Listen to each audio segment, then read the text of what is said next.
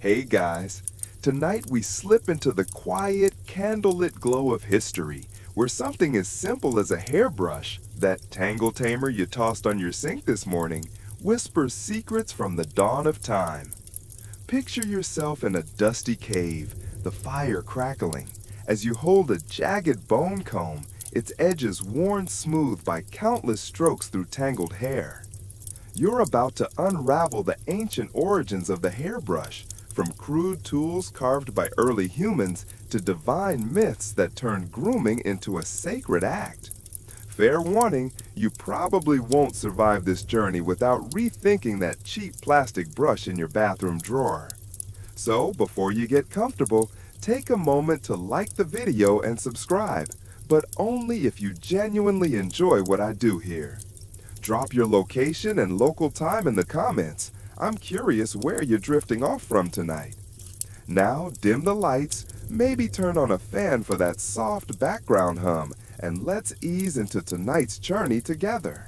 You're crouched in an ancient cave, 30,000 years ago, surrounded by the musky scent of animal hides and smoldering wood.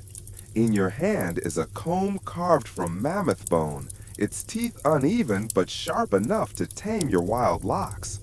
A mainstream fact, archaeologists have unearthed combs like this across Europe and Africa, some dating back to the Upper Paleolithic, proving humans were fussing over their hair long before mirrors existed.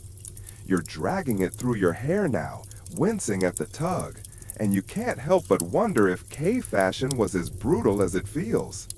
These tools weren't just practical, they were status symbols, often buried with their owners like treasured heirlooms. Now you're in ancient Egypt, standing by the Nile's shimmering banks, where the air smells of lotus and warm sand. You're holding a polished ivory comb, its handle etched with hieroglyphs of Hathor, goddess of beauty. Grooming here was practically a religious rite. A quirky tidbit, Egyptians mixed hair care with magic, using combs dipped in crocodile dung pomades to ward off evil spirits. You grimace, hoping your modern shampoo doesn't take notes. Historians still argue whether these combs were purely cosmetic or had spiritual powers, a debate as murky as the Nile's waters. You're brushing now, feeling the ivory's weight, and it's like holding a piece of the divine. You shift to ancient China, in a quiet courtyard under a jade moon. You're clutching a comb made of fragrant sandalwood, its teeth fine enough to glide through silk-smooth hair. In the Shang dynasty, combs were gifts of love, exchanged during betrothals. You're brushing slowly, the wood scent calming, but you snicker imagining a suitor fumbling this romantic gesture. Nothing says, "I love you" like a good detangle, right? These combs weren't just for hair. They were art, carved with dragons or poems, tying beauty to culture in ways that make your drugstore brush look like a sad twig. Across the sea in Mesoamerica, you're in a Mayan village, the air thick with cacao and smoke. Your comb is obsidian, gleaming black and razor sharp. It's not just for grooming, it's for rituals, preparing hair for ceremonies to please the gods. You're careful as you brush, feeling the weight of tradition, and you're struck by how every culture turned a simple tool into something profound. That bone comb from the cave feels like a distant cousin now, its crude teeth the start of a story that spans millennia, all leading to the brush you'll grab tomorrow morning. You're standing in a medieval workshop, the air thick with the scent of sawdust and linseed oil, as a craftsman hunches over a workbench carving a hairbrush handle from oak. The firelight flickers, casting shadows on stone walls, and you can't help but admire the skill in his calloused hands. This is no factory assembly line. Every brush is a labor of love, blending artistry with the gritty utility you first glimpsed in those ancient bone combs. You're about to see how medieval folks turned raw materials into tools that tamed hair and egos alike, making the hairbrush a quiet hero of daily life. The craftsman's tools are simple: chisels, knives, and a small drill, but the process is meticulous. You watch him shape the handle, smoothing it until it fits your palm like it was made for you. The bristles, though, are the real magic. He's threading boar hair through tiny holes, each strand snipped and set by hand. Boar hair was the gold standard, harvested from wild hogs in the forests of Europe, and you wince imagining the stench of curing those bristles. A mainstream fact: by the 12th century, brush-making guilds in places like Paris were so elite they had their own seals and swore oaths to protect trade secrets. You smirk, picturing a secret handshake over a pile of pig hair. Medieval non-disclosure agreements were wild. Now you're holding a finished brush, its bristles stiff but surprisingly soft. It's not just for hair. You're brushing out a wool cloak, picking lint with care. These brushes doubled as clothing tools, keeping fabrics pristine in a world without washing machines. A quirky tidbit pops up. Some monks used similar brushes to clean sacred manuscripts, gently sweeping dust from vellum pages. You chuckle, imagining a monk muttering about a smudge on his Bible like it's a bad hair day for scripture. But not every brush was so holy. Historians still argue whether some oddly shaped brushes were for grooming or for applying dubious health ointments. Think crocodile dung level weirdness from those Egyptian days you recall. You step outside the workshop into a muddy village street where a peddler hawks brushes to passing women. These aren't the ivory combs of pharaohs. They're practical, made from beech or horn, affordable for a merchant's wife, but still a luxury for peasants. You notice the peddler's pitch: smooth hair, smooth life. You roll your eyes. Marketing hasn't changed much in 800 years. The brushes vary by region. In England, you see boxwood handles. In Italy, olive wood polished to a gleam. Each reflects local trees and tastes, like a fingerprint of the land. You're brushing your hair now, feeling the tug of boar bristles, and it's oddly satisfying, like scratching an itch you didn't know you had. Across the sea, in the Islamic Golden Age, you're in a Baghdad bazaar where brushes are works of art. You're holding one with a cedar handle inlaid with mother of pearl, its bristles dyed red with henna for flair. These artisans mixed function with beauty, using brushes to prep hair for intricate braids that signaled marital status or tribe. You're tempted to try one of those braids, but you'd probably end up with a knot even a medieval craftsman couldn't untangle. The science of bristles, partly cloudy, 10:21 p.m. +07, Wednesday, June 11, 2025. Brushes wasn't just about looks. It was about signaling who you were in a world where appearances spoke louder than words. You're standing in a grand 17th century French court, surrounded by velvet curtains and the clink of goblets, where a hairbrush isn't just a tool, it's a glittering badge of power. The air smells of lavender and ambition, and you're watching nobles preen like peacocks, each brushstroke a calculated move in the game of status. That oak-handled brush you saw in the medieval workshop, it's evolved into something far fancier, and you're about to learn how hairbrushes became the ultimate flex in royal circles, turning heads and wallets inside out. You're holding a brush now, its handle encrusted with silver and tiny pearls, so heavy it feels like a scepter. This isn't for peasants, it's for the likes of Louis XIV, the Sun King, whose courtiers spent fortunes to outshine each other. A mainstream fact: Versailles records show nobles drop the equivalent of thousands of modern dollars on custom brushes, often paired with matching mirrors. You're brushing your hair, imagining the gossip swirling around you. Someone's probably judging your technique right now. These brushes were gifts too, exchanged to seal alliances or curry favor. You chuckle, picturing a duke bribing another with a gold-plated brush like it's a medieval mixtape. But there's a quirky twist. Some brushes doubled as hidden compartments. You're unscrewing the handle of one now, revealing a tiny hollow for love notes or poison. Yes, poison. Courtiers were shady like that. Historians still argue whether these secret compartments were more about romance or espionage, a debate as tangled as unbrushed hair. You're in the Queen's chambers now, where her ladies-in-waiting wield brushes like artists, crafting towering hairstyles stuffed with horsehair pads. It's a workout. One wrong move, and that hairdo collapses like a bad souffle. You're tempted to try it, but you'd probably end up looking like a startled hedgehog. You step into the Ottoman Empire, where brushes are just as lavish.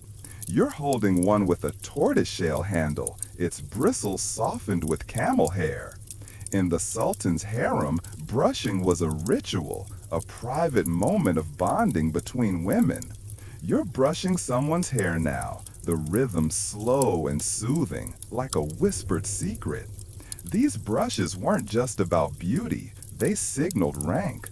The Sultan's favorite got the fanciest one, maybe studded with emeralds. You smirk, thinking how your plastic drugstore brush would get you laughed out of the palace. The materials mattered: ivory, ebony, even coral, each a loud declaration of wealth.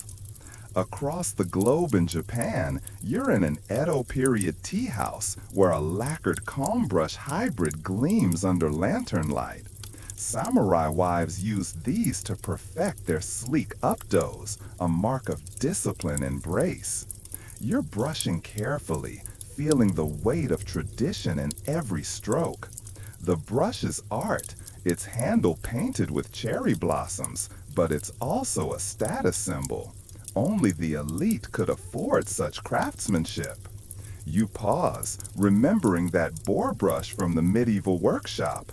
Same idea, fancier execution. It's wild how a tool for detangling hair became a way to detangle social hierarchies too. You're standing in a bustling 19th century factory, the air humming with the clatter of machines and the sharp scent of molten rubber. Gone are the delicate hand-carved brushes of Versailles. You're in the heart of the Industrial Revolution, where hairbrushes are reborn as marvels of mass production. The boar bristles you remember from that medieval workshop are still here, but now they're set in sleek machine-molded handles churned out by the thousands.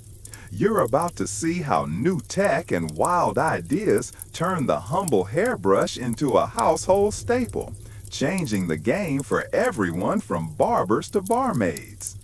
You're holding a brush now, its handle made of a strange new material, celluloid, an early plastic that's shiny, cheap, and tough. A mainstream fact: by the 1850s, factories in England and America were using steam-powered presses to crank out brushes at a fraction of the cost of those pearl-encrusted court treasures. You're brushing your hair, marveling at how affordable this is compared to the silver-handled status symbols of the Sun King's court. But here's the catch: celluloid's flammable. You snicker, imagining someone's bad hair day literally going up in flames near a candle. Safety wasn't exactly a priority back then. The factory floor is alive with innovation. You see workers experimenting with vulcanized rubber, a game changer that makes brushbacks durable and water-resistant. You're testing one now. Its bristles a mix of boar and newfangled nylon, which is smoother than anything you felt before. A quirky tidbit: Some early nylon brushes were so stiff they could double as shoe polishers. You laugh, picturing a Victorian dandy shining his boots with the same brush he used on his mustache, multitasking at its finest.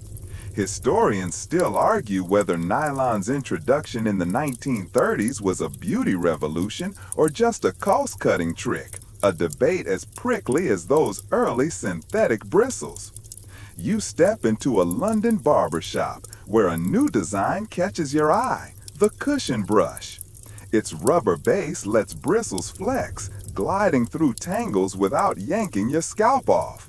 You're brushing now, feeling the gentle bounce, and it's like a scalp massage. This was a big deal. Patents from the 1870s show inventors like Samuel Fiery tweaking brush designs for comfort. You're grateful because those old boar bristle brushes could feel like a medieval torture device on a bad day.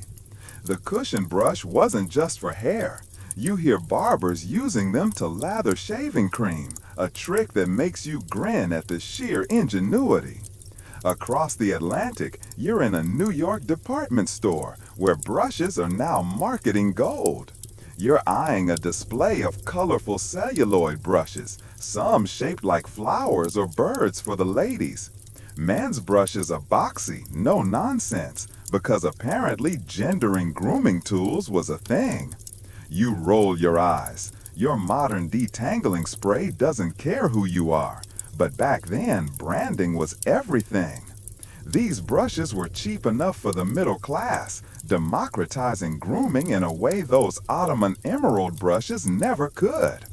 You pause, thinking back to that jade comb in ancient China, its spiritual weight now replaced by factory precision and a price tag anyone could afford. You're wandering through a vibrant 20th century marketplace, the air alive with spices, chatter, and the faint scent of coconut oil. The hairbrush in your hand isn't just a tool, it's a mirror reflecting the beauty standards and cultural quirks of the people around you. From the celluloid brushes of the Industrial Revolution, you're now seeing how these everyday objects shape and are shaped by global traditions. Each stroke telling a story of identity, pride, and sometimes rebellion. You're about to discover how hairbrushes became more than grooming tools. They're symbols of who you are, wherever you are. In a Harlem barbershop, it's the 1920s, and you're watching a barber wield a hard rubber brush with precision, sculpting crisp waves in a client's hair. The brush is a cultural icon here, part of the Black Beauty movement that celebrated natural textures. A mainstream fact, the early 20th century saw black entrepreneurs like Madam C.G. Walker revolutionize hair care, with brushes designed for coily hair selling millions through her empire. You're brushing now, feeling the rhythm of the strokes, and it's almost musical, like a jazz riff. But there's a quirky twist. Some barbers use brushes to tap out rhythms on tabletops, turning grooming into a performance. You chuckle, imagining a barber moonlighting as a drummer with the same brush he used on a fade. You cross the globe to India, where you're in a bustling Chennai street, holding a wooden brush with neem oil-soaked bristles. It's not just for detangling, it's a scalp treatment rooted in Ayurvedic traditions. You're brushing slowly, the oil leaving a cool tangle, and you're struck by how this simple act feels like a ritual. Women here pass brushes down through generations, each one carrying stories of mothers and daughters. Historians still argue whether these brushes were primarily medical tools or beauty aids, a debate as layered as the braids you see around you. You're tempted to try one of those intricate plaits, but you'd probably end up with a knot that make a sailor jealous.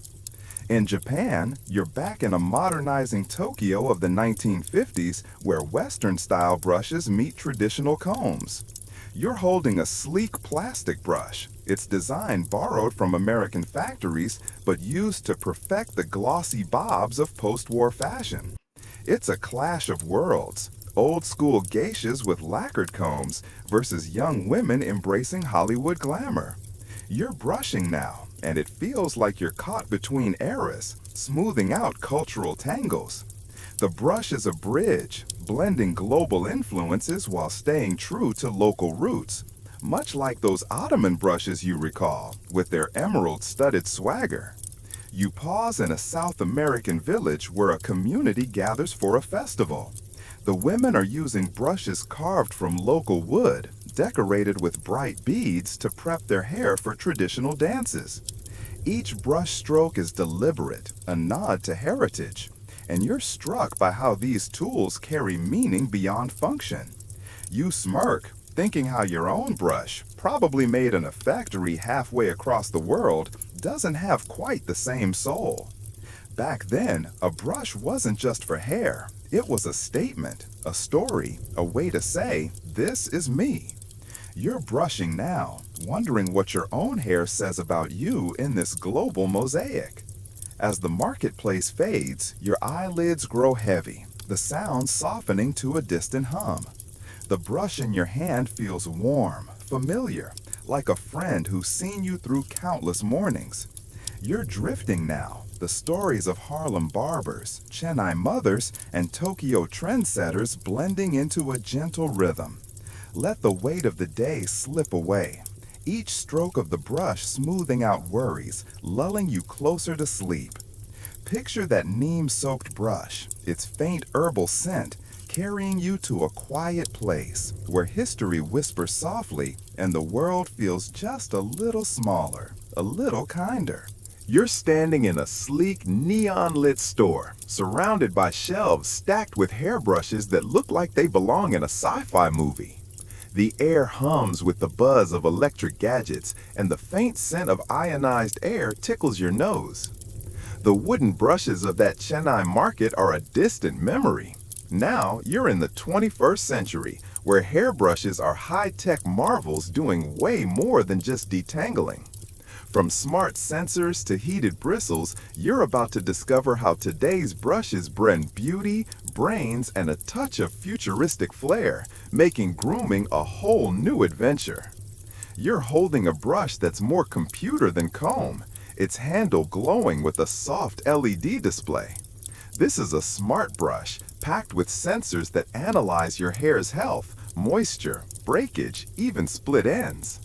A mainstream fact, by the 2010s, companies like L'Oreal were launching brushes with apps that sync to your phone, giving you real-time grooming tips.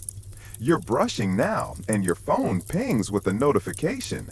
Ease up, you're brushing too hard. You smirk, feeling like you're being nagged by a tiny hairstylist.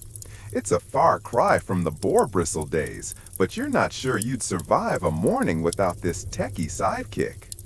Now you're testing a heated brush, its ceramic bristles warm to the touch, straightening your hair as you go. These became a game changer in the 2000s, combining a brush and flat iron into one. You're gliding it through your hair and it's smooth as silk, no salon required.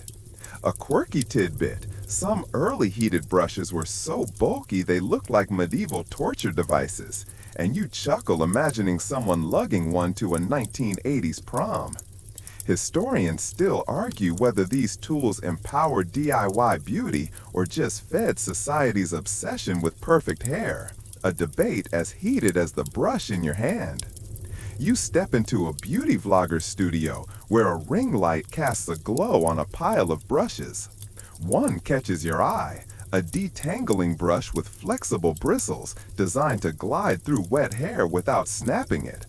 You're brushing now, and it's like cutting through butter, so gentle you could fall asleep mid-stroke.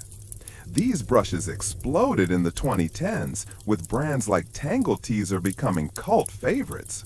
You think back to that cushion brush from the 1870s, its rubber base a distant ancestor of this modern marvel. The vloggers raving about a brush with ionized bristles that reduce frizz by zapping static. You try it and your hair's so sleek, you're half expecting a shampoo ad to start filming. Across the world, you're in a Tokyo Tech Expo where a robotic brush is stealing the show.